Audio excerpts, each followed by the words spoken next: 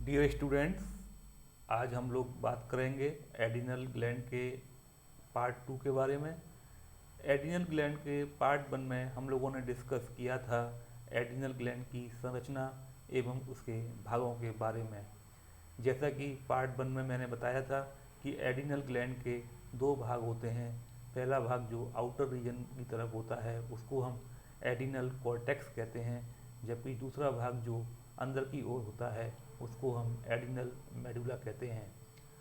आज हम लोग इस पार्ट 2 वीडियो में बात करेंगे इसके जो डिफरेंट हार्मोन्स होते हैं उनके बारे में और उनके कार्यों के बारे में। एडिनल ग्लैंड का जो बाहरी भाग होता है उसे हम एडिनल कॉर्टेक्स कहते हैं।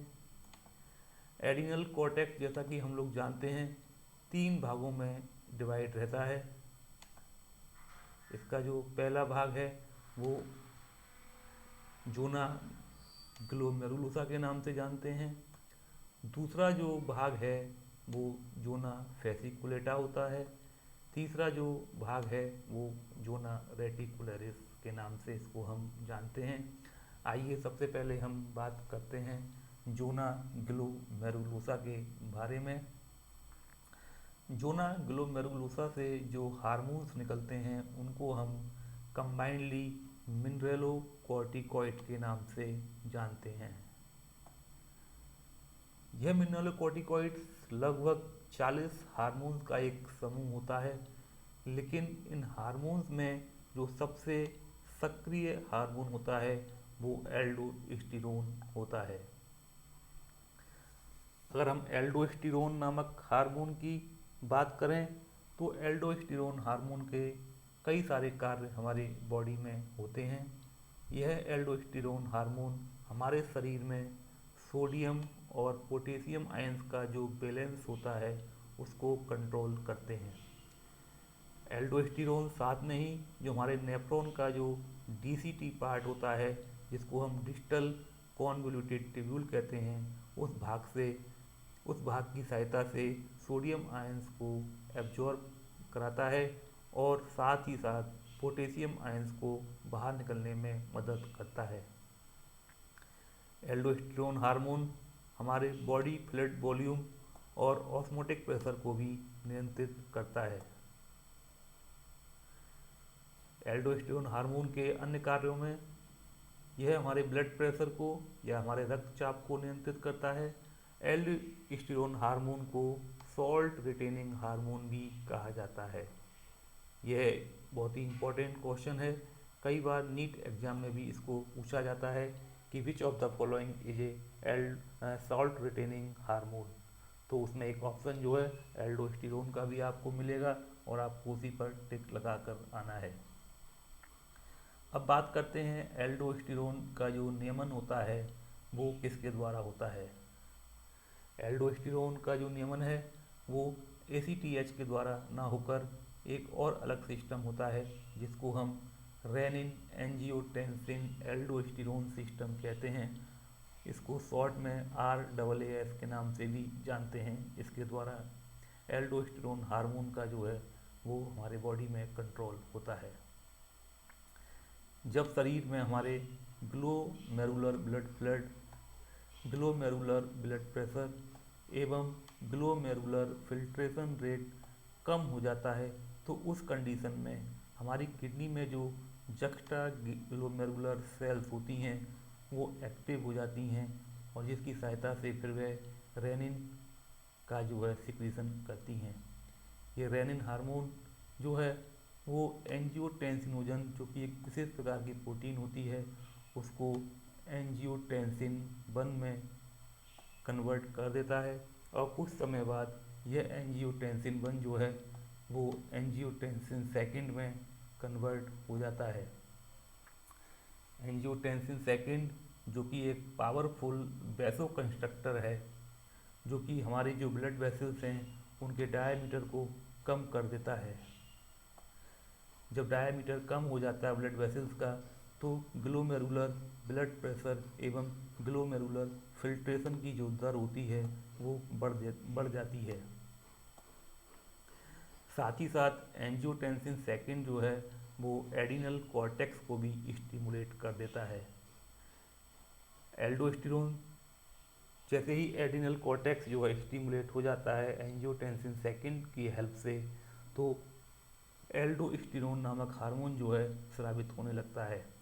एल्डोस्टेरोन नामक हार्मोन की सहायता से जो हमारे नेफ्रॉन में डीसीटी होता है वो सोडियम को अवशोषित करेगा एवं पोटेशियम को बाहर जाने देगा। इस प्रकार से जो ग्लोमेरुलर ब्लड प्रेशर एवं ग्लोमेरुलर फिल्ट्रेशन रेट बढ़ जाता है। एल्डोस्टेरोन के अतिस्रावण से एक रोग हो जाता है जिसको हम एल्डोस्टेरोनिज्म या कॉन सिंड्रोम कहते हैं। इस कॉन सिंड्रोम के मुख्य लक्षण निम्नलिखित हैं। इस कॉन सिंड्रोम में ब्लड प्रेशर जो है हमारा हाई हो जाता है, हमारा जो ब्लड वॉल्यूम है वो बढ़ जाता है, हमारे ब्लड में सोडियम आयंस की जो कंसंट्रेशन है वो बढ़ जाती है और पोटेशियम आयंस का जो कंसंट्रेशन है वो लो हो जाता है। और ये सारी कंडीशन हमारे किडनी डैमेज के लिए रेस्पॉन्सिबल भी होती हैं।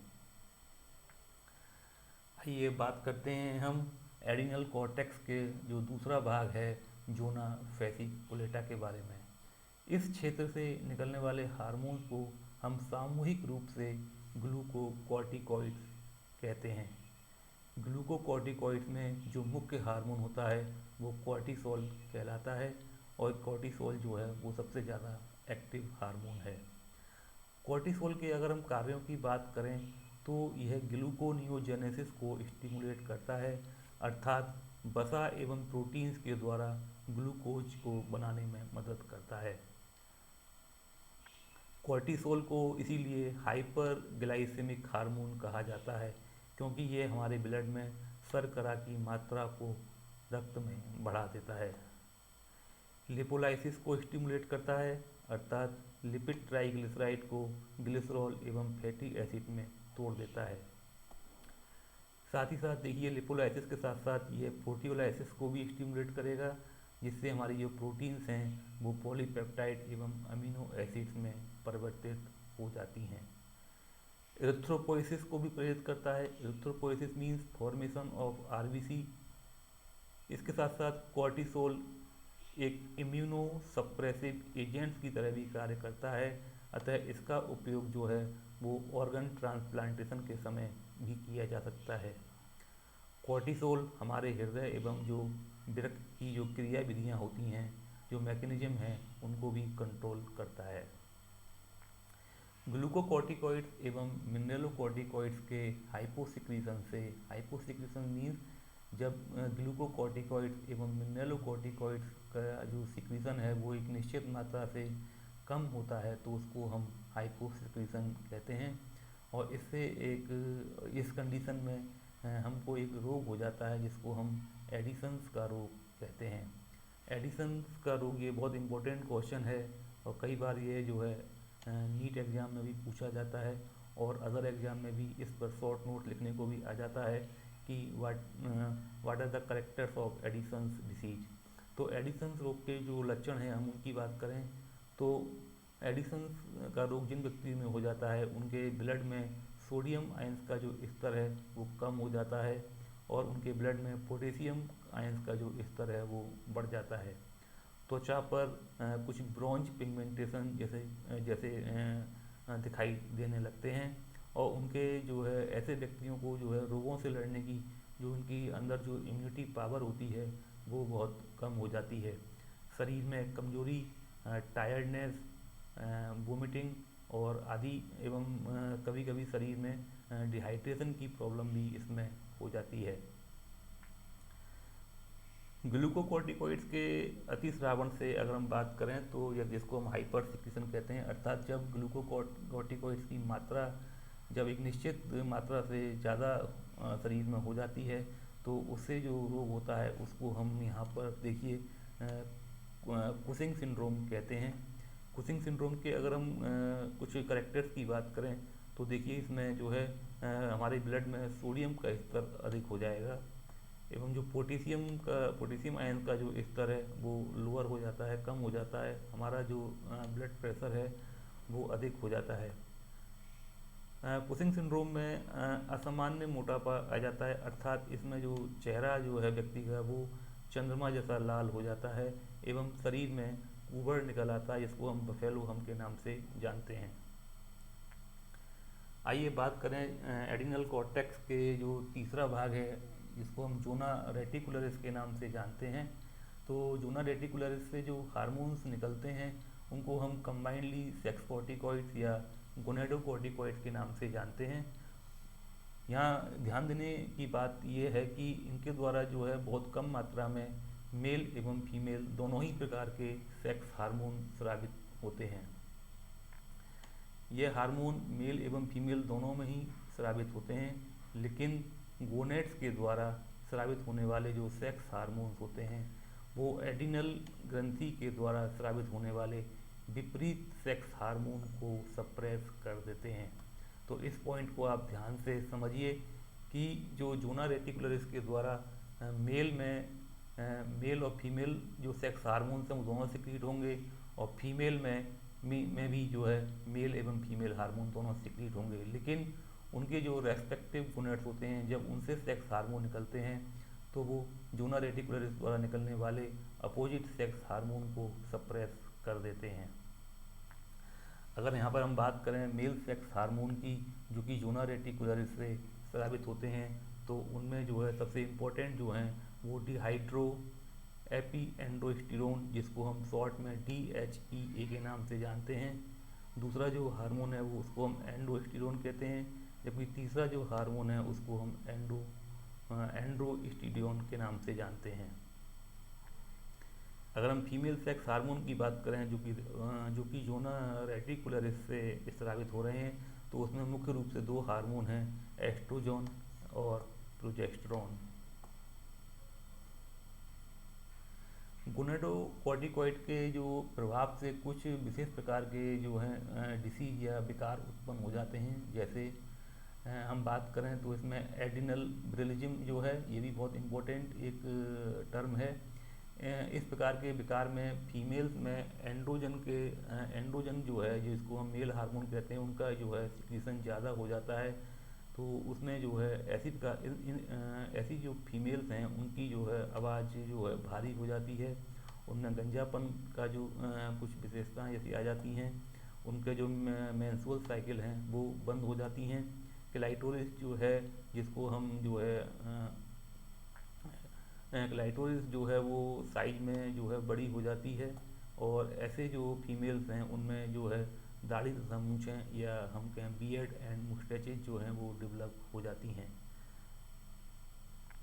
यहाँ देखिए एक चित्र की सहायता से मैंने इसको समझाया हुआ है कि ये एक फीमेल बॉडी है, फीमेल फेस है, जिसमें आप देख सकते हैं कि किस प्रकार से जो है हेयर लाइक ग्रोथ जो है या बियर्ड या मुस्टैचेज इनमें जो है डेवलप होने लगी हैं।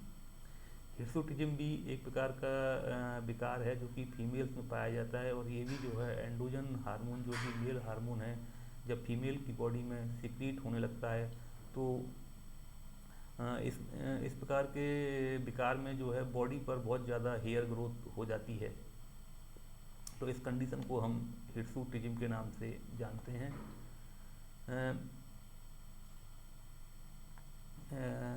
गायनेकोमैस्टिया अगर हम इस टर्म की बात करें तो जनरली यह रोग जो है मेल में होने वाला एक रोग है, और इस प्रकार के जो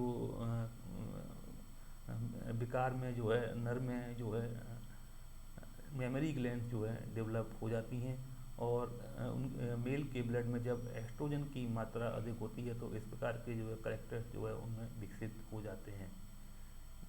इस फिगर में हम देख सकते हैं कि कैसे जो है जो मेल की बॉडी में जो है मेमरी ग्लैंड जो है डेवलप होना स्टार्ट हो रही हैं।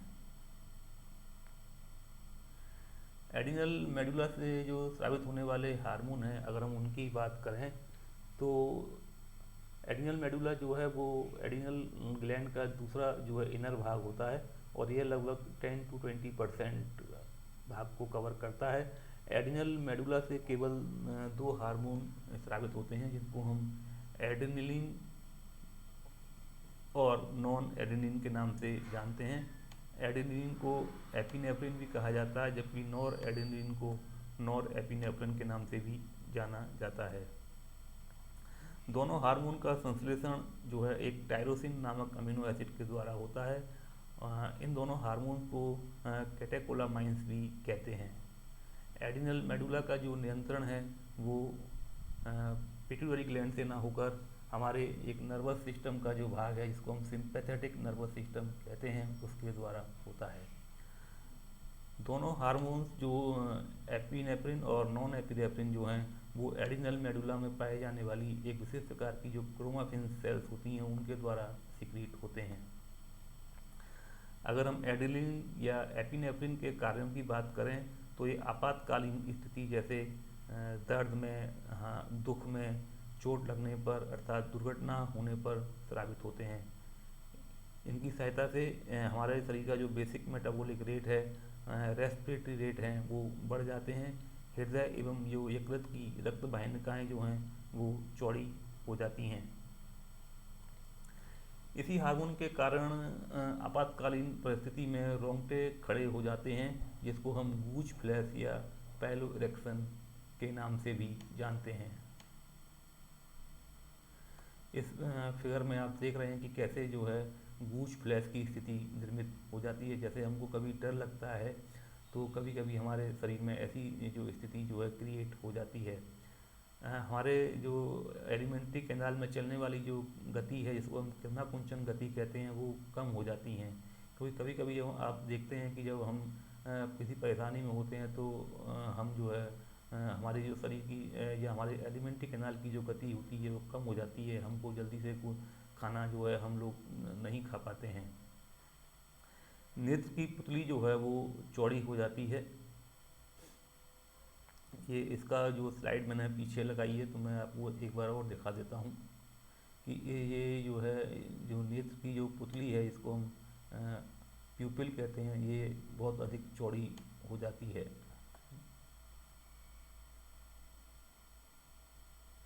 इसके अलावा ये जो ग्लाइकोजिनोलाइसिस जो है की क्रिया को प्रमोट करता है, जिसके द्वारा हमारे ब्लड में ग्लूकोज का स्तर बढ़ जाता है। प्रोटियोलाइसिस और लिपोलाइसिस को भी जो स्टिमुलेट करता है, जिससे प्रोटीन और लिपिड जो हैं वो ब्रेक डाउन हो जाती हैं। अगर हम नॉन एडेनिलीन या नॉर एपिनेफ्रिन के कार्यों की बात करें तो जनरली यह सामान्य स्थिति में, ये हार्मोन जो है वो सामान्य स्थिति में कार्य करता है।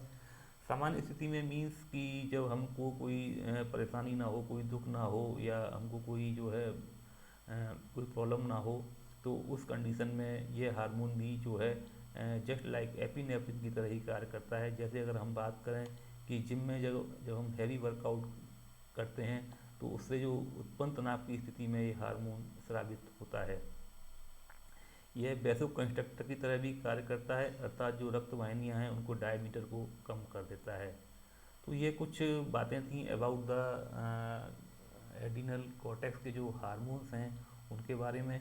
ये बहुत ही इम्पोर्टेंट एक ग्लैंड है, जिसकी पहले पार्ट में जो हमने वीडियो बनाया था उसमें हमने उसकी संरचना एवं उसके भागों के बारे में आपको बताया था। और इस जो पार्ट 2 है, इसमें हमने जो है एडिनल ग्लैंड के द्वारा जो हार्मोन्स निकलते हैं उनके बारे में, उनके कार्यों के बारे में, उनसे होने वाले रोगों के बारे में आपको जानकारी दी है। तो निश्चित ही आपको यह वीडियो जो है समझ में आया होगा। इसी तरीके से आप हमारे वीडियोज़ को देखते रहिए, हमारे चैनल को सब्सक्राइब करते रहिए। हमारे चैनल का नाम देखिए नीचे यहाँ पर दिया गया है। इस लिंक को आप जो है यूट्यूब में इधर सर्च कर सकते हैं या गूगल में जाकर इसको सर्च कर सकते हैं। आप हमारे चैनल को सब्सक्राइब करें, लाइक करें, शेयर करें। तो thank you for watching this video. और इसी तरीके से आप हम लोगों को सब्सक्राइब करते रहें हमारे चैनल को, और हम आपके लिए जो है और इससे अच्छे वीडियोज आपके लिए आते रहेंगे। तो अभी के लिए आज इतना ही है। तो thanks to all of you for watching my video.